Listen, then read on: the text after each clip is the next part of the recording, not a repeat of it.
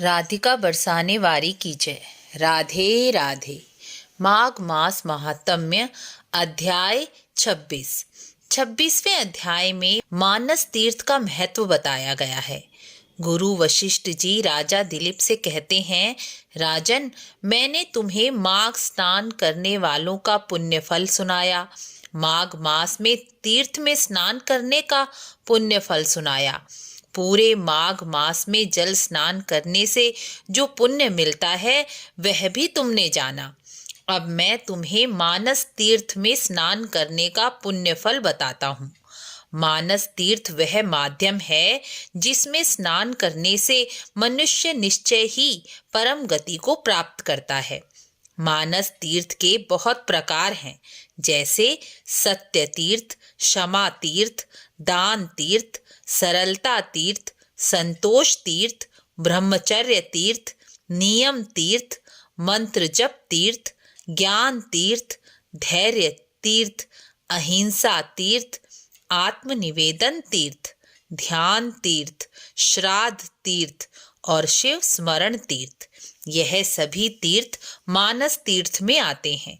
जिन्होंने माघ मास में जल स्नान नहीं किया वह यदि इन तीर्थों में भी स्नान कर लें, अर्थात इनमें से किसी एक तीर्थ का भी पालन कर लें और उसे अपने जीवन में अपना लें, तो वह अपना जीवन का कल्याण स्वयं ही कर सकते हैं, क्योंकि मन की शुद्धि सब तीर्थों में स्नान करने से भी उत्तम तीर्थ होती है। जो लोग लोभी, लालची, स्वार्थी, मांसाहारी, अभिमानी और विषयों में रुचि लेने वाले हैं, वह सभी तीर्थों और पूरे माघ मास में स्नान कर लें तो भी वह अपने मन की मैल छुड़ा नहीं पाते।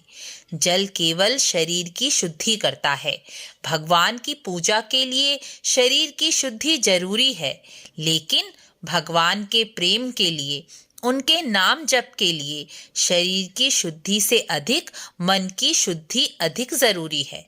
मन की शुद्धि का एक ही उपाय है, भगवान के नाम का जप निरंतर करते रहना। भगवान का नाम ही मन की मैल अर्थात विकारों को नष्ट कर सकता है। इसके अतिरिक्त कलयुग में किसी भी उपाय से यह संभव नहीं है। जल में रहने वाले जीव जल में ही पैदा होते हैं और उसी में मर जाते हैं, लेकिन वह स्वर्ग नहीं जाते, क्योंकि उनकी मन की मैल नहीं धुली। विषयों में अत्यधिक आसक्ति, मोह ही मन की मैल है। इस मैल को धोना शरीर की शुद्धि से कहीं अधिक जरूरी है। जो लोग बीमार हैं या किसी मजबूरी या कारणवश माघ स्नान नहीं करते, वह इसी मानस तीर्थ में स्नान करें। अपने स्वार्थ को त्याग कर सबका हित चाहना, दान, दया, नाम जप, शास्त्रों को सुनना, यह सब तीर्थ ही हैं। जीवन में सरलता, संतोष, धैर्य का गुण धारण करना मन को शुद्ध करना है। जिस मनुष्य ने अपने मन के विकारों पर काबू पा लिया है, वह जहाँ रहेगा वही तीर्थ है। जो मनुष्य सत्संग सुनकर भगवान का चिंतन करता है अर्थात ध्यान करता है, राग द्वेष रूपी मल को धो लेता है, वही मनुष्य मानस तीर्थ में स्नान करता है और परम गति को प्राप्त कर लेता है।